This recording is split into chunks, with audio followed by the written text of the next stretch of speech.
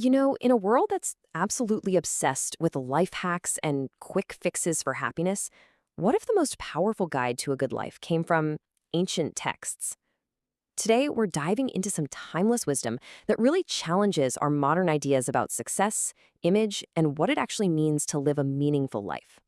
So, everything we're about to explore really starts with this one fundamental question. What's the difference between looking good and being good? It's this challenge to really examine the gap between our public image and our private character. And let's be honest, in our super visible social media world, that question is more relevant than ever. And that brings us to our first major insight, faith beyond appearances. The idea here is that genuine goodness, true righteousness, well, it isn't a performance for others. It's about the private stuff, the character we show when we think nobody's watching. And look at this contrast. It's so clear. On one side, you've got the public display. The whole motive is to be seen by other people, right? The reward is getting likes, getting approval from the crowd. It's basically ancient virtue signaling.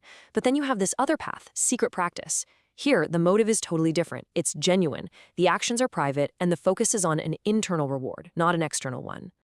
And the guidance gets incredibly practical. When it comes to giving, be so discreet that your left hand doesn't even know what your right hand is doing. For prayer, don't do it on a street corner. Go find a private space. For fasting, don't make a big show of how much you're suffering. Wash your face, act normal. The message is just crystal clear. Your true character isn't a performance. It's who you are when the audience is gone. Okay, so if the desire for public approval is the first big obstacle to a good life, the second one is just as powerful. It's all about the anxiety that comes from our relationship with money, with possessions, and just that constant worry they can create. And the text just cuts right to the heart of it with this incredibly stark declaration. It's not saying you have to balance your priorities. No, it's saying you have to choose a master. Your ultimate allegiance can't be split between a higher purpose and just accumulating stuff. You have to decide what it is you truly treasure. There's this powerful little story that illustrates this perfectly. You've got a rich guy, his harvest is so massive he doesn't know what to do with it. So his big plan is to tear down his barns and build even bigger ones to secure his future. He's thinking, okay, I'm set for life. But he's called a fool for one simple reason. His life is finite. His wealth can't follow him. And the story leaves us with this huge question. Are you rich in possessions or are you rich in purpose? So, if hoarding wealth just leads to more anxiety, what's the alternative? Well, the text proposed something that sounds really simple but is actually profound. Radical trust.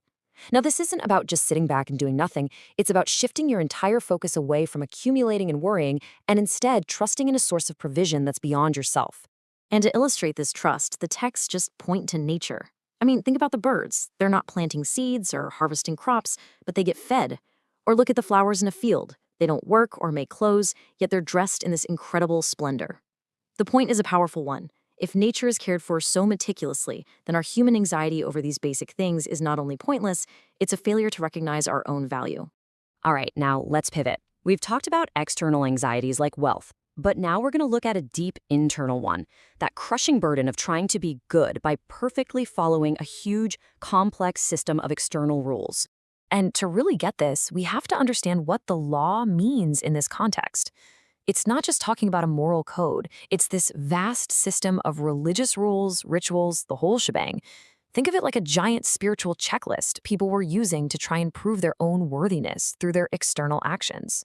The contrast between these two paths is, wow, it's dramatic. Following the law is called a yoke of slavery because it demands perfection, which is impossible. The alternative? Freedom. And in this freedom, the focus shifts from a gigantic list of rules to one single powerful principle: faith that expresses itself through love. It basically replaces this complicated external system with a simple internal compass. Okay, so if you're not guided by a long list of external rules anymore, but by this internal compass of faith and love, what does that actually look like, day to day? Well, first, the text lays out what you're leaving behind. They call it the acts of the flesh, which is really just a way of talking about our base, self-centered instincts. And look at this list. It's all the behaviors that come from ego and division. Envy, selfish ambition, discord. It's the stuff that happens naturally when a life is focused only on the self. But in stark contrast, a life guided by that internal compass is said to produce the fruit of the Spirit. And that word, fruit, is so key. These aren't rules you have to follow or actions you have to fake. They're qualities that are supposed to grow naturally from a changed inner state. Things like love, joy, peace, kindness, and self-control. And this, right here, this is the absolute core of the whole idea. It's not about just trying harder to be a good person. It's about a fundamental internal shift. As the text puts it, you have to be transformed by the renewing of your mind. Real change is an inside-out job. Your actions just become a reflection of your transformed way of thinking. And this new mindset translates into very concrete, very practical actions. This isn't some abstract philosophy. It's a real guide to daily life. Be patient when things get tough, share in the happiness and sadness of others, and this one's radical. Meet persecution and evil, not with revenge, but with blessings and goodness. But right when we think we've got the formula all figured out for a good life, our source material takes this dramatic, unexpected turn. It introduces a voice that questions everything we think we know about success and finding meaning. Yeah, this new perspective comes from the journal of a king, a man who had literally limitless power and resources, and he decided to conduct the ultimate experiment. He was going to test every single possible path to happiness and fulfillment.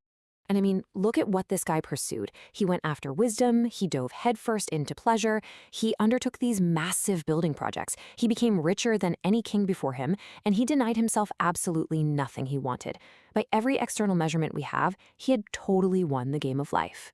And his conclusion, after this lifelong experiment, is just stunning. After achieving everything a human being could possibly want, he looks back on his life and finds it all to be empty. His final verdict? Meaningless, a chasing after the wind. In the end, nothing of lasting value is gained.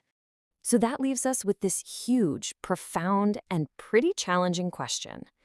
If the relentless pursuit of more wisdom, more wealth, more pleasure, if that all ultimately leads to a dead end, then where in the world do we find meaning? What is left? You know, the king's final conclusion is surprisingly simple. He realizes that meaning isn't found in these grand, epic accomplishments, but in the ability to find satisfaction in our daily work, to enjoy a meal, to appreciate the present moment. He starts to see this not as a failure, but as a gift. And it leaves us with this final, powerful question. What if the key to a good life isn't chasing the wind, but learning to appreciate the simple, profound gift of our daily existence?